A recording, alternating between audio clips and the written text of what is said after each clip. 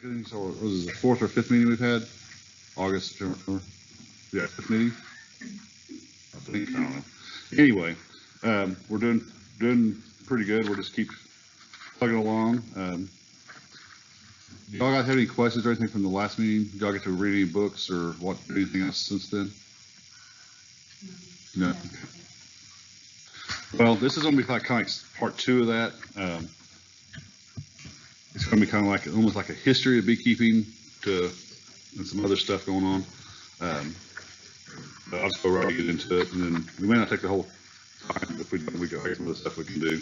We'll be having tasting. We have honey back there from all over the place. So Hawaii, Maine, Wyoming, Oklahoma City, Tulsa, just about 10 different bottles there. All right, so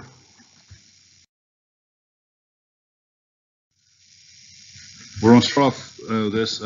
Honey's been around for about 9,000 years, and this basically just shows that hieroglyphs of some of the honey, some of the bee stuff back in the Egyptian times. Greece did a lot of it, but it's been around forever. It's held its value for millennia. As you see here, there's some fossils here. There's this one guy right down here. My mouse. I think it's one of the first beekeeping suits. Straw. Yeah. Oh, I saw that now. Okay. Let me go back here. Sorry. Well, how do you go back?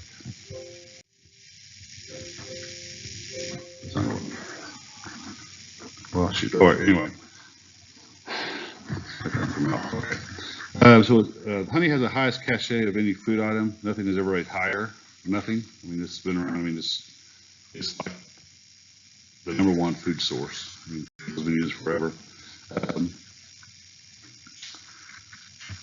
In perfect conditions, about 50,000 bees can make 30 pounds of honey over 3 weeks. So it's a good food source. Honey is a perfect food for an enlightened culture. Just by adding honey, the word honey to any food makes consumers think instantly that it's natural and healthy food for you. So if you see here, they're making fancy drinks out of it, all kinds of dishes, fried chicken. It has a very high value.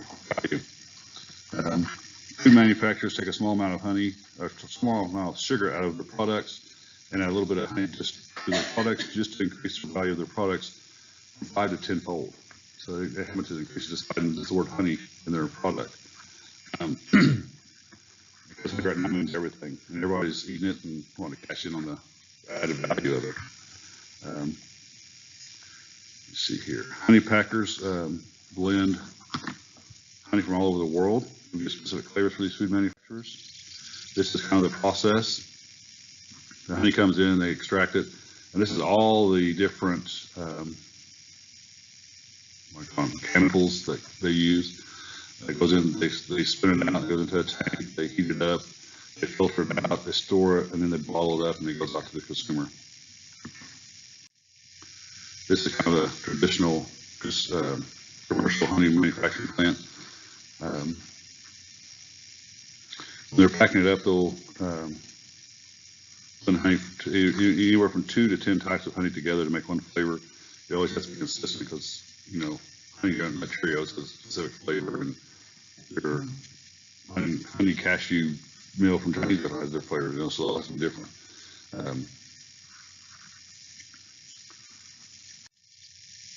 This is the actual process. Once they extract it, it goes into preheating, then it goes into the honey pump. They microfilter it out, goes in processing tanks. So you can see it's a huge process just to get honey in the stores. If you're a small beekeeper, you have a little bit smaller operation, as in depicted in this slide here. Not near as extravagant, but it's still just a lot of equipment. And if you're like me, this is what I do. That's my honey extractor. When you press my honey, it's very simple. I do have a mechanical extractor I use, but this is what I used for the last batch of crushed honey I had. So do you crush all your honey, or do you spin some? This was out of a cutout, so I crushed it. Okay. What kind of filter are you using? Excuse me? Filter? Well, if you see this, Press? well, if you see this, there's this, this mesh back here goes in, Right. it filters that, it keeps all the big particles out. Then I actually filter down here, you see this this little screen here in the, at the bottom of it in this 5-gallon bucket. That's two different, like micron, whatever you call it. Two screens. Two different size screens in it. It makes all the parts and all the stuff you don't want out of it. Now, you still have some of the wax still get through it that is real small, but when you bottle it, all that rises to the top and you can skim it off. I'll just leave it on there so people say, hey, this is real honey, you know. As long as there's no legs or anything in it. You don't like legs. So let me go ahead and read this. Our honey business is booming. Everyone is eating honey with something with honey in it. Over the last decade, honey consumption has risen by 40 million pounds per year. That's per year. So we got the problem. Here's kind of a problem. All American beekeepers put together can only make about 160 million pounds per year. So Americans are eating about 450 million pounds per year. So we're importing about 300 million pounds every year. Most of it comes from Vietnam, Argentina, and Canada. As you can see in this slide here, Vietnam in 2014, Vietnam was the highest, and then Argentina, and then India, and then Canada, and then in 15, it went down a little bit. And then here in 16, Argentina came back up. So most of our honey is coming through Argentina.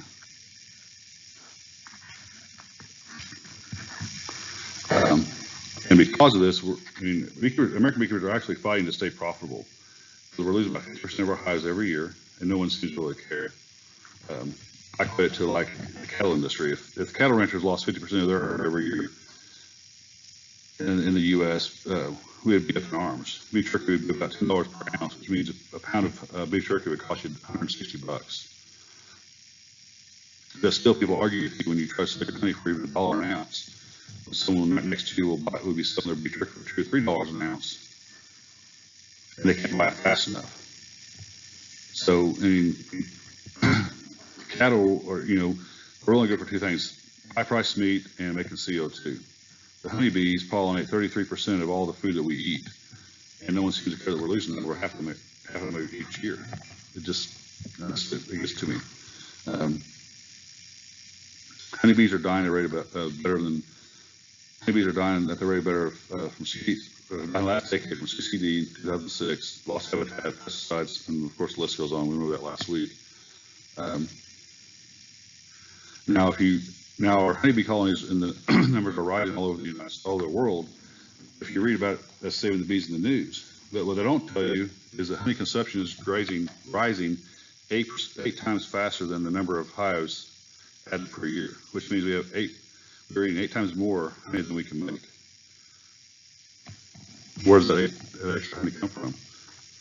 So we're actually, honey production is down to the lowest it's ever been.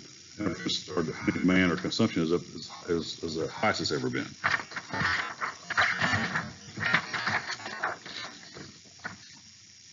The only way we keep supply and keep up with demand is adulteration of honey. For every pound of honey, they are adding 8 pounds of non-honey products.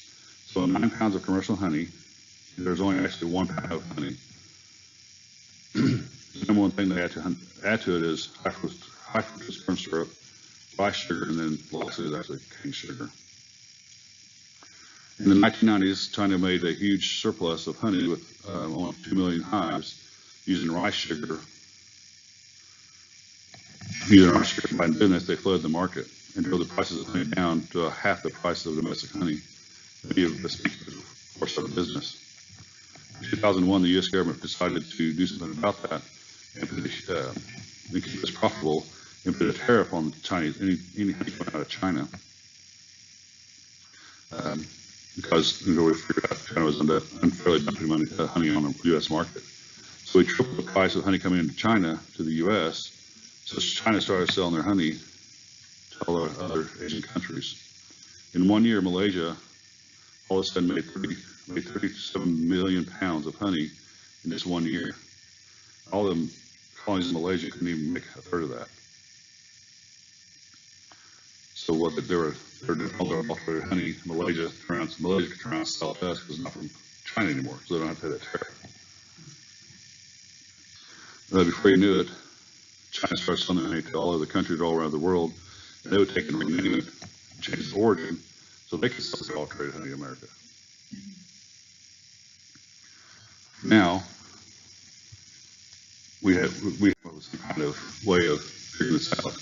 And we brought Germany into the picture. They're actually the second largest consumer of honey next to the United States. They're the most powerful middleman in the flow of honey across the world. Germany has tested the honey since the 1950s. They conduct over 60,000 tests per year. In their tests, they try to zero in on the pollen in the honey to get the correct origin, because each region has specific plants, and only those plants in that region will have that pollen. This is the best way to find out where the honey is actually coming from. So they go in there, they use these machines, and they pull all the pollen out, find out what plant that pollen goes to.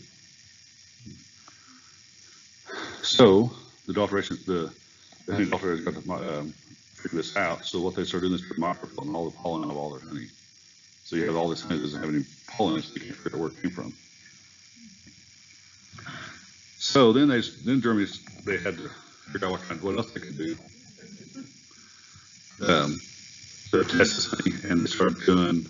The only thing they really do now is basically test what's not supposed to be in there. So they test for rice sugar, fructose corn syrup, and whatever else they come up with, beet sugars or whatever. Back in 2008, the U.S. government served a warrant on A.L. Wolf and Inc., one of the largest German importers of honey. The FBI, Homeland Security, and other agencies confiscated all ALW's assets at their headquarters in Hamburg, Germany. This ended up being the largest fraud case in U.S. history. It was dubbed Honeygate. And all this information I'm getting has come off of the Netflix show Rotten on the honey lawyers and getting this episode. If you want to get more details about all this, you can watch that. Actually, if we have time today, we can watch it at the end of the day. So anyway, this case was won with just one thing. That was a single purchase order that proved that they were selling this adulterated honey. It was by only one purchase order. They started all this company's assets, all the computers, all their everything, all their documents, and they found one purchase order that proved it. And that's what sealed the deal on the case. And of course, it gives more detail on the show. The man who was overseeing the operations was fully charged fully charged for his crimes, but he lives in Germany, and because Germany doesn't have any extradition laws, he still lives there today. He just can't leave Germany. So nothing happened to him. They were just flood marked with all this. I mean, it was astounding. So with all that being said, 80 to 90% of all the honey bought today is part of some kind of criminal enterprise or another. 80 to 90%.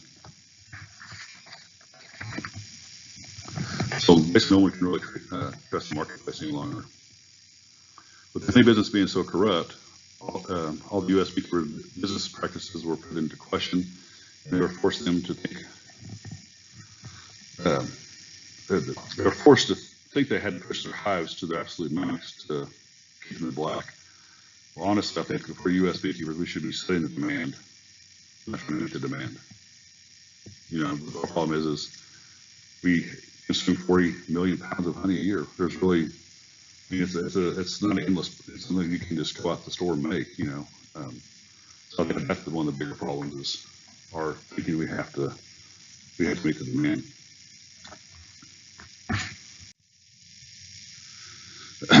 The practice commercial beekeepers have taken takes a strong hive, breaks it down into 4 to 6 week hives. So more than 80% of the hives start out weak and are fighting for survival. So you take one hive, and you're not just splitting it into one, but take 2 or 3 frames and make several hives out of it. And for U.S. beekeepers, commercial pollination is the number one money maker. It's above honey cells, anything you get with honey. So just in the last decade, the cost of pollinating a contract for hive has increased from $25 per hive to more than $250 per hive. That's a 1,000% increase in the last decade.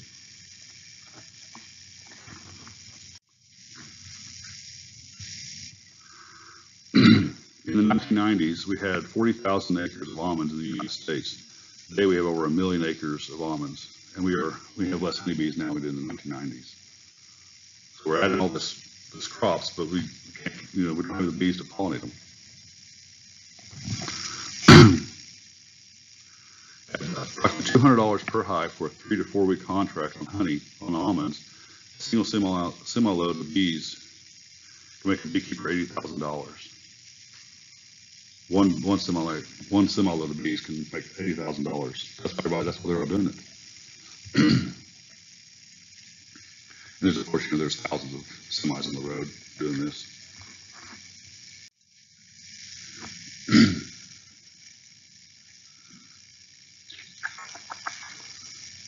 So we have about 2.5 million hives in the United States, and almost all of them are in the almonds every year. We average 2 hives per acre. Now we have about 80,000 acres of almonds, and we're adding 50,000 acres more every single year. We harvest about 930 pounds per acre of almonds. We total about 1.5 million pounds harvested every year, just in almonds. Let's see here. So almonds don't make any nectar. So when you have bees on almonds, you have to feed them 100% of the time. So what else are they feeding them? High fructose corn syrup. Nothing that's any good for them. So basically, they're just living long enough to pollinate the 80,000 acres of almonds in the field in a 3 to 4 week process because they're burning so much energy going back and forth. Now, almonds almonds, their pollen's supposed to be pretty good for them. So they get pollen, but not get any carbohydrates. So that's not good.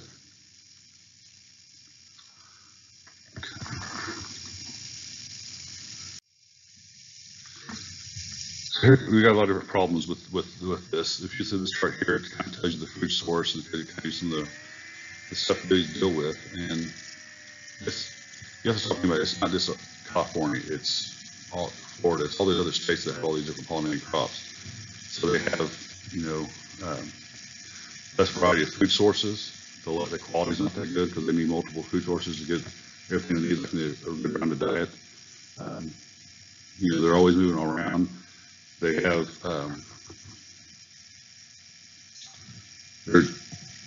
you put all these hives in one place, so they're all getting all the diseases and all the viruses and all that stuff are spreading rapidly through them. So we bring all the bees, all the bees in the United States to one location for 3 to 4 weeks per year. That's just for the almonds, that doesn't include all the other pollinated crops. We bring all these weak and diseased colonies into just one place, and we think there shouldn't be any issues. That makes sense to me. To me, it's like bringing all the sick and diseased and dying people from every hospital in the United States right here in Oklahoma, pin them out on the streets and say, here, good luck. Here's some sugar for you to live on. Or you can look at it this way. You take all the sick people that's in one hospital, let's say Baptist Hospital, for instance, to your home, and you're expected to keep them going, keep going to work and take care of them and never get sick. You would never be able to do that. It's just ridiculous to me. Then if you want to intensify that, you add all the additional pesticides, fungicides, all the other chemicals that they're exposed to while they're working. It's not just all the sprays and all that stuff they're doing with. This here's a map of the cycle, or wherever bees go there. This is part of California. They go down to Texas, they go out to Florida, they go back up north, the blueberries and apples, and they go across the northern part of the states for all the cold weather crops. And they come back down. It's just a big circle.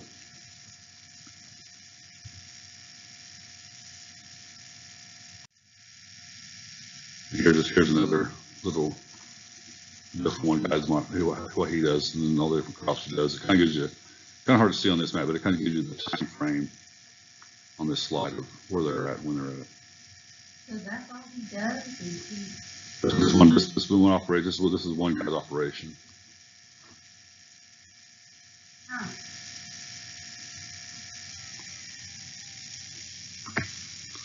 Okay, on that here.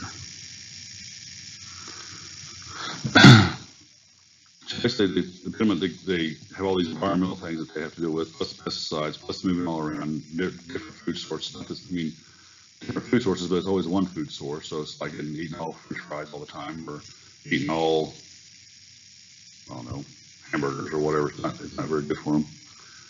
I kind of equate that to like pouring gasoline all over yourself. And so kind of use a lighter, kind of run around all day long and not to set yourself on fire. That's basically what they're doing. They're just, it's crazy. And that's just what happens in 3 or 4 weeks. Well, when 3 or 4 weeks is up, what do? They bring all those hives here to the southern states, make splits and divide the colonies in half, so they don't have to double up the number of semis they use to transfer the bees for the rest of the pollinated crops in the United States. They come off the almonds, they bring them here, they split them all up, and they turn about the time of year, which is what, March, April. That's when they're selling all the bees to us. So we're getting all the bees off the almonds, or whatever, and they're not very healthy bees, I don't think.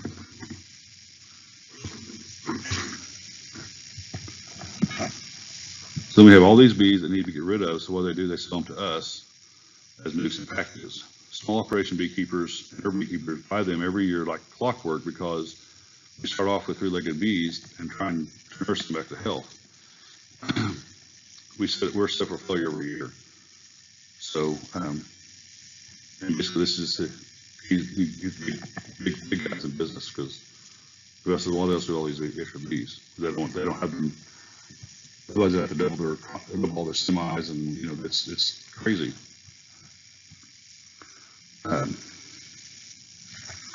if you look at this slide here, this is one truck, and there's 8 hives or 4 hives per pallet. So there's 3 hives. I mean, I think count those, either 40 or 50 pallets on rows. I mean, hives per row. And so you pack them all up in this, and then when they get ready to split, this is what they do. They stay in their own little hive and stay away from all the dangers, and they're all commingling. I mean, carrying all their bromides or whatever to each other. So there's no way you can keep them healthy. And then when you're done, this is what they do in their hour spraying. You see this guy in the background. He's got a leaf blower. He's blowing all the bees out. It's just, I understand commercial beekeeping is something we need to have, but I think we went way overboard with it. Way overboard. And then when they get done, this is what they're kind of left with. This is like the pine woods in Texas to me. But they're splits, and if you notice this picture here, there's no bees flying around. The other 2 pictures, there's bees everywhere.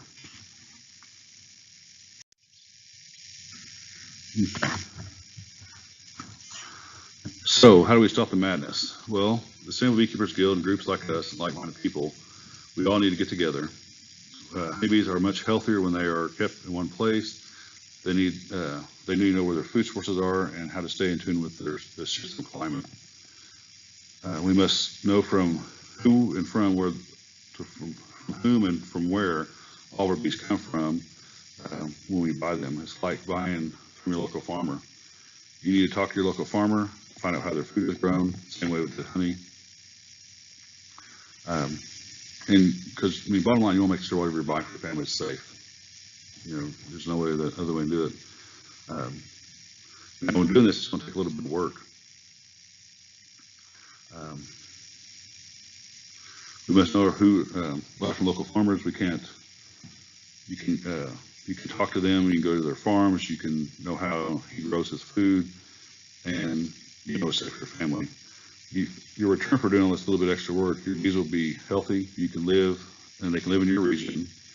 And anywhere you live, you can do the same process. So basically, no matter where you live at, if it's here or if it's California or wherever, if you buy local, you get bees for that area. They're healthy. They know what the food sources are. They're traveling all over the world. I went over to Europe and tried something to eat there. It was ridiculous. it's kind of the same thing. You don't know what anything is, and you have to search for days just to find a restaurant. It's kind of same with them. This has been proven in every farmer's market and roadside stand across the United States. We spend less time educating ourselves and the public that will pay off 9 out of 10 times. The public has been lied to and brainwashed so long that it will take our dedication to change their minds. But we can do it. The next generation will survive if we don't. This picture here is farmers markets. This from the top, this is at Webb City Farmers Market in Missouri. This is where my wife's at now. But this is a mural inside one of their buildings. And you can see the beekeeper is the main focus of this mural. So farmers markets do it. And these other pictures here, these are other pictures of booths at farmers markets. It can be done. I mean, we just have to do it.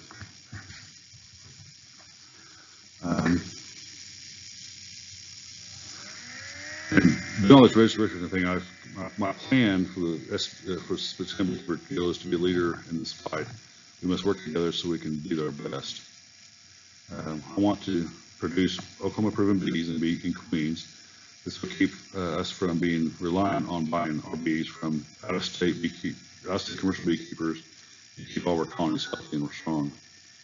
You can't do this overnight, so when you buy your bees, buy from other producers, make sure that your bees have never left the state, and if possible, if not, we need to find Oklahoma or surrounding state queens, breeders, and bees to replace our queens and hives when we can. So basically, I'm saying,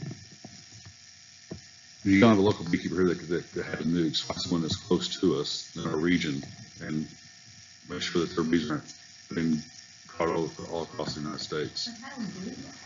You have to do research. You have to find out where they're from. Find somebody you trust. We have several beekeepers in the state that do it. And so a lot of them, they're going commercial, but they also have a set of hives here that don't move anywhere.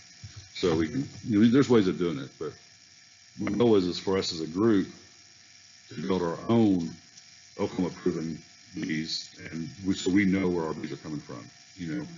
And we have to go from all over the state. So like Nancy and Keith, they live up in Tulsa. They can have their area up in Tulsa. They can sell people in Tulsa. And then we're here in the city, and we got people from all the different areas of the states. So if we all work together and grow healthy bees, we can basically sustain ourselves. We can be sustainable ourselves, not have to worry about buying bees from other places. Okay.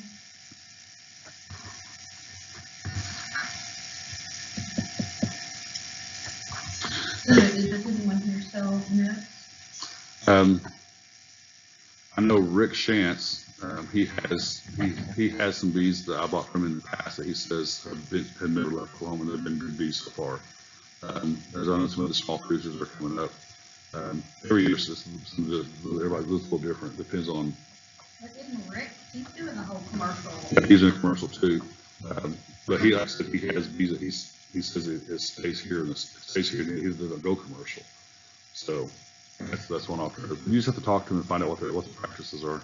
Brian Royal hasn't taken his out last year, and he's not this year. Brian Royal, so there you go. There's another guy. How about Norman? Yeah. Brian didn't take his out?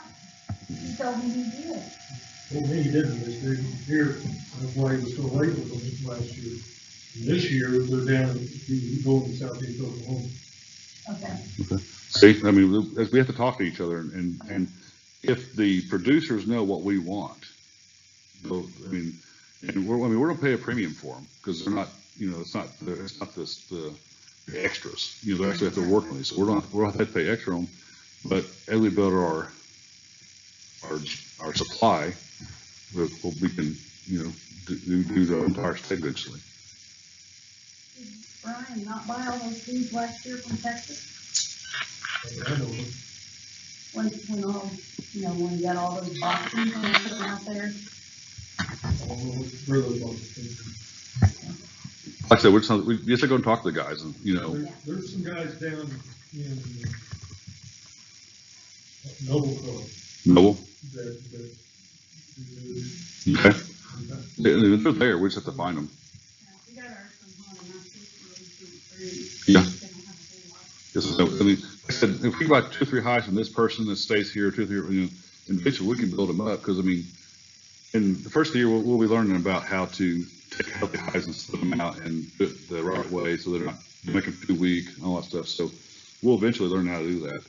And I also want to work and try to get some kind of queen breeding service going on. I talked to Missouri State Beekeepers president back in July. I went up to the conference, and they just started this in their club. It's a sustainable, like we are, an offshoot of their state club, and that's what they're doing. They're focused on queen breeding. There's a lot. I think it started out the first year was 5 or 6 beekeepers, and they, the queens, and they made, I don't know how many, 500 or 600 queens, and that's just the first year. And I hope I can get him come up here and talk to us about when we get that far, have him come down and have him talk to us about how he did his operation so we can kind of mimic that.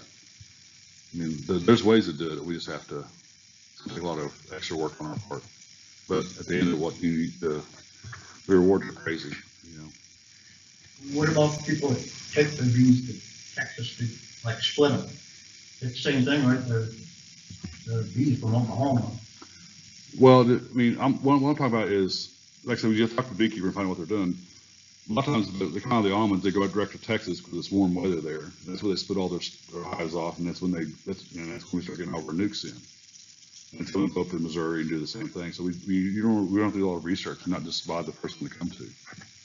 And unfortunately, people lie, so we have to figure out who's lying and who's not. I mean, it's going to be a process, but once we find a reputable person doing that, I think they'll focus on giving us what we need, and like I said, it won't take a couple of years. I mean, I plan on at least 10 hives this year just for that purpose. And then you should those out next year, and they kind of build and build. But it's going to take a lot of work on our part. But we have to be, I don't think there's any way to do it. I mean, because we're buying all these bees from them, and the first year I bought bees, I've told the story 100 times, but I bought 8 hives, and there were 10 frame hives, but they came from Texas. Well, part of it was my fault, but all of them died except for 2. Well, I didn't know what was going on, and then I've heard stories about people buying nukes, and of course there's beekeepers that don't do the right thing either, so they kill their bees. But there's so many different variables that go into it. We need to get an action plan down and just stick with that action plan. We always need to think about that, how we want to make that work. It's what it is, but I mean, I don't know it all.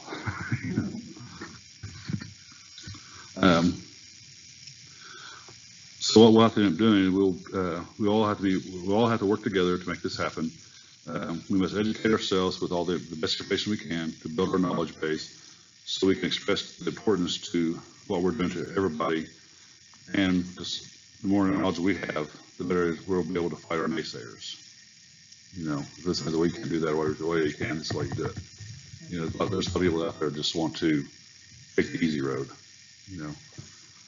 Me personally, I'm proud of buying bees. I mean, I think that's one way to do it, because the environment has so much to do with it. Our environment's changing, and we don't have to be more localized, because so if the bees are here year round, they can adjust to that shifting climate and whatever else is going on. If you're from California to Washington to, there's no way they can ever adjust to it. That's my thinking anyway. I don't know faster than I expected. I don't think I missed anything. So will you have a cycle and splitting hives before spring gets here when we need Yes. My plan is to start in January. We're going to come up with basically every will be a class how to do something. There will be queens, splits, queen rearing, a lot of the Ken Davis stuff that he's done, plus lots of other stuff of other people, and we're going to take information from several different sources, bring it into one, and take what's the best out of everything. We're still going to do our fundraiser next year. Ken Davis has agreed to come and do the class. I just got to figure out when we can do it. I want this to be a big deal. I want all of us to work together and get that done, because this is like our first big coming out party. So we need to make everybody know what's going on. I would like to, it's only statewide. I'm bringing right from the state and maybe from, Missouri and other places as well. And I want to basically have two different sessions, a session in the morning, session in the afternoon session. It'll be two different sessions, but we'll switch in the afternoon so everybody can know all the information, so one, today will be in the morning session and, whatever, you see what I'm saying? So we everybody have the same information. I've been to a lot of conferences and they have their 20 different sessions. Well, you got to determine what session you want to go to. If you want to go to different things, you can't do it. So to me, it's kind of, and then it's listening to good. They're trying to make a lot of people happy, but if you have two different sessions, everybody gets the same amount of knowledge. Everybody wants to pay for it, We'll have drawings and all that stuff too. I mean, we'll make it pretty good. I've been so far out here in the country, we'll probably either cater in lunch or maybe have some food trucks or something to that effect. I'm just trying. Ken Davis will be one of the speakers, and I'll have somebody else come into this second session. But that's kind of what I want to do with that. And then I'm thinking probably we're looking at probably March on that, but March is pretty full. The Big B Buzz is the last weekend in March. A lot of people go down to that. If you've never been to Big B Buzz, go down there to Tulsa. It's good. They always have a lot of good speakers. It's where? Big B Buzz in Tulsa. Tulsa? It's the Big B Buzz. Yeah.